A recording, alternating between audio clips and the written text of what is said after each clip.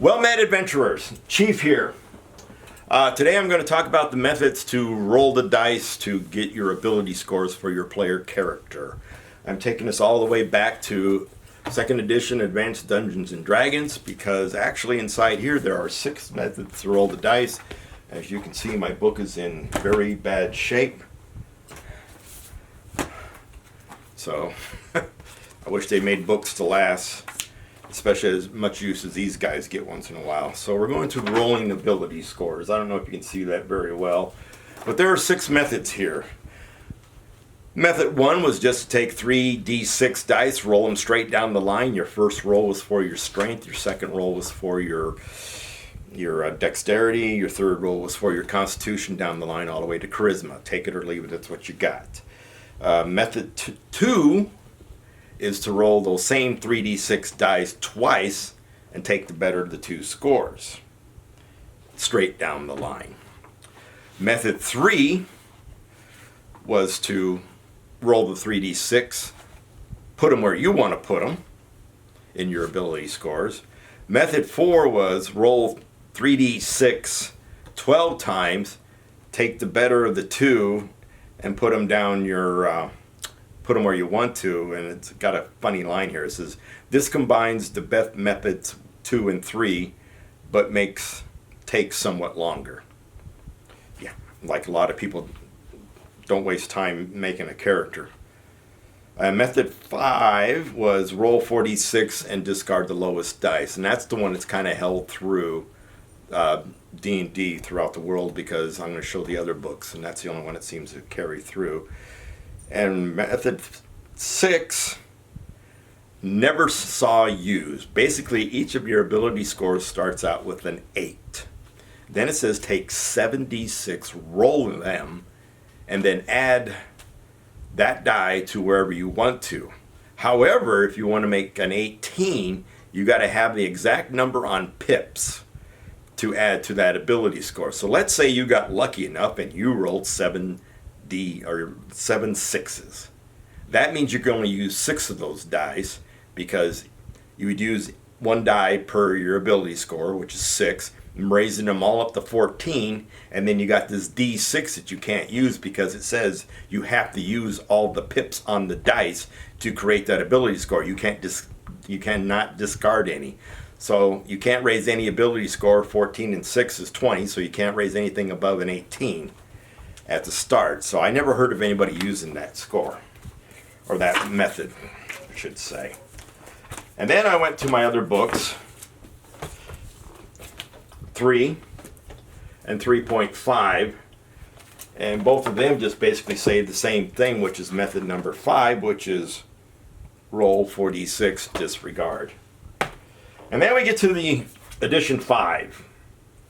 Edition 5 really doesn't mention any other methods except the one I absolutely do not like, and that's the one that they created for their Adventures League. I understand why they did it. It puts everybody on an equal footing. That way somebody can't sit there and say, yeah, I rolled 6 18s at home. Yeah. Never had anybody do that to me. I mean, I had people, they would ask me, what method do you prefer? I said, use whatever method you want to create your character, and you don't have to roll them in front of me. I trust you. So I never had anybody come and say, oh, I rolled 6 18s, so I got a super character. So they got the where you buy your scores, or the 27 points, which I can't stand. I just don't like that method. And the reason I don't like that method is because later on, as they were publishing books and the adventures got tougher and tougher and tougher, you had substandard characters fighting harder and harder monsters.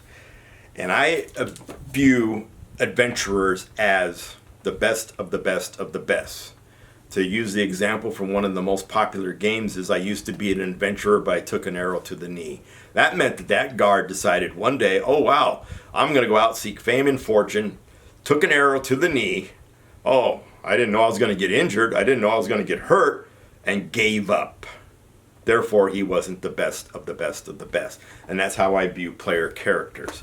Now, getting back to this Wizards of the Coast for the League rules and buying your points. As I said, the adventurers got worse and worse, or tougher and tougher to do. And my example that I'm going to end up with is the Storm King's Thunder, which is, to me, one of the best books that they did publish, but it was so tough to have substandard characters going up against giants. I started with the Adventures League on a Saturday. Every other Saturday, we would do the 4-hour module where you'd get a group of people that would show up, and our master DM would, you go to this table, you go to this table, you go to this table. So I'd end up with 5, 6, 7 individuals who may have never played together. And for 4 hours, I was taking care of them, and they were running through the adventures. And they were bringing, of course, all different types of characters, and sometimes I would have 2 of the same. The master DM would try to split them up, but sometimes, you'd have too many of one thing show up. So after observing me for a while, he finally gave me permission to run a group. And that was run on Wednesday nights. So Wednesday nights, we would have a group. We would go through a book, and he would tell us, well, you got the people for this long before the new book is published, and then we'll kick off the new campaign. So you'd have a table of core players. They showed up, and sometimes we would let them, leave their sheet there, and one of the other players would run their character while they were absent because, work, family life, and stuff like that. So like I said, substandard characters, I just couldn't stand it after a while, especially for the giants, because in the giants, they're going up against giants. And, I mean, here I am. They're fighting a cloud giant. He's got a +8 to his strength. And if he's swinging a club, I told my people, I said, with your substandard armor classes, I have to roll 1s and 2s not to hit you sometimes. Meanwhile, you're having a tough time fighting these guys. Sometimes they did, sometimes they didn't. Sometimes they would do a party wipe on these giants, and I'd be like scratching my head and wondering what the heck was going on, because in this adventure, in order to get to the storm giants' main base, you have to defeat one class of giants, or one group of giants, and my group picked the cloud giants. And they got lucky because they confronted the queen of the cloud giants. They were in her chamber. I can't remember what words were said. I can't remember who threw the first punch, but she was in there with very few of her other giants. She had like her chamber lord or chambermaid, whatever, and a couple other giants, and I had to have her escape because my party got lucky. They took her down from how many hit points she had at the beginning. I think it was like 239. Took her down to 75 in one round.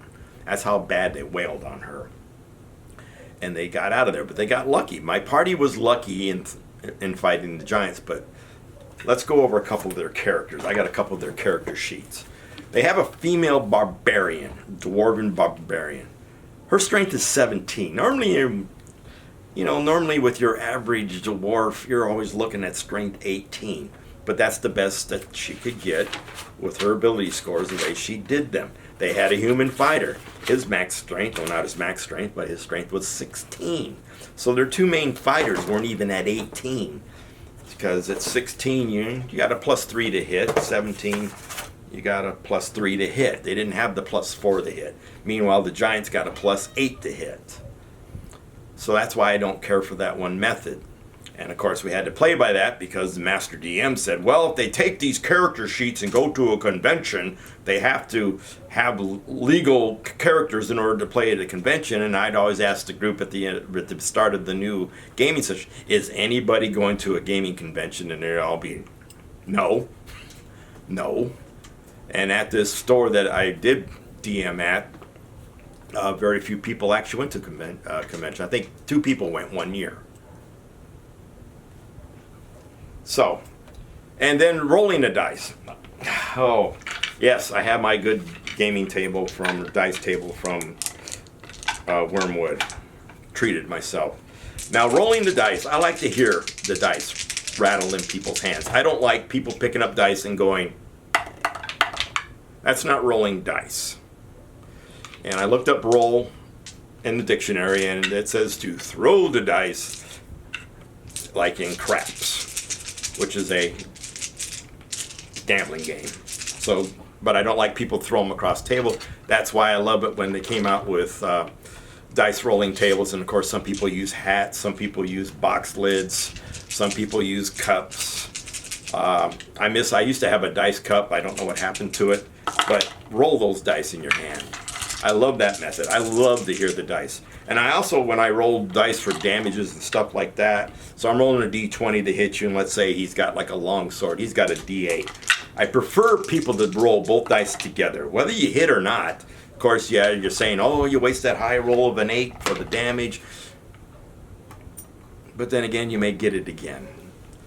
But it just speeds up the game a little bit faster. So that is creating your ability scores. Like I said, method number 5, the 3d6 minus the 1. Now, one of the other DMs at this gaming store where I go to, he decided that he was going to run a campaign on every other Saturday, and we were going to roll our characters. And he said, I don't care which method you use, but he probably only knows of the 1 or the 2. So I made a Wood Elf War Cleric. Because being a DM, all DMs know party's always short a cleric. So DMs make good clerics. And sometimes we are a little stingy with our healing, at least I am. So I rolled 23 characters. And I'm one of those people, if I roll a 3 at the start, no, I roll the other 5. I don't sit there and roll a 3 and say, God, that's a poor roll. No, I'm going to start in again. No. I roll all 6. And I write them on a sheet of paper. Sometimes I put them in a 6x6, because sometimes I'll look at them diagonally, see if I got something that way. That's one way to look at it. Make a 6x6 box, go the diagonals, or sometimes go across, maybe the up and down. You never can tell what you might get out of all that. And then sometimes I just write them all down, and so I went through 22 characters to create my Wood Elf War Priest. And I ended up with 2 12s, 2 14s, and 2 17s. And I told my DM, I said, it took me 22 characters. If you don't like this character stat, tell me, and I'll roll another one. He says, I don't care. So I took the 12, one of the 12s, that went to my strength. I took the other 12, that went to my intelligence. I'm a war priest. I'm not the fighter, and I'm not the mage. I took the 14 for my con, because I need, a 12 or 14 is better than a 12 constitution. At least I get 2 to my health. And 14 charisma, because being a priest, I know charisma score just doesn't mean talking to people, but also means how people look at you and interact with you. So being a priest, you want someone to look up to you and also have good roles when you are talking to them.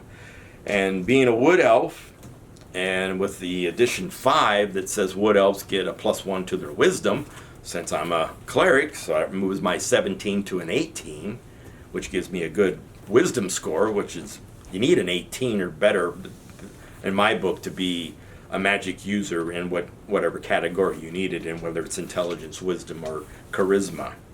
And then I took the other 17, that went to my dex score, so being a elf, you get a +2 to your dexterity. So I got a 19. And he didn't care. He didn't say max out at 18. He said, whatever you get is what you get. So yes. So I love my war priest, and the more that I played my war priest, the more I understood it, because you became a walking healing tank. Because you have weapon addition 5, you have proficiency in every single weapon. Every single armor. But being a wood elf, I ran around in leather armor, and my other guys were like, how come you're not getting in plate mail and stuff like that? Masha, you can't come up into the my dog's trying to get into my lap. Masha, here she is. Okay, everybody, this is Masha. Say hi to the people, Masha. Okay, yes, you get some loving. Please, you're interrupting my video. Oh my goodness, Masha. Okay, sorry about that. I'm gonna end this real quick. Let's see, where was I? I wear around leather armor because me as a cleric, my main priority is the fighter. If I keep the fighter alive, I stay alive. And my party was having a hard time with that because I'd have somebody off to the side. Hey, I need healing. Sorry, I'm standing behind the fighter because most of the time I try to put up spiritual guardians. So I become a hitting machine and anything wants to attack the fighter. Yes, Masha. No kisses right now, okay? I gotta end this. So I'm healing the fighter. Like I said, as a cleric, if you keep that fighter alive, you stay alive. So that is it for ability scores and Lady Masha. This is Lady Masha. Yes, baby, I love you. I love you. And so, sweet water and light laughter until next. And hopefully no more dog tipping stuff.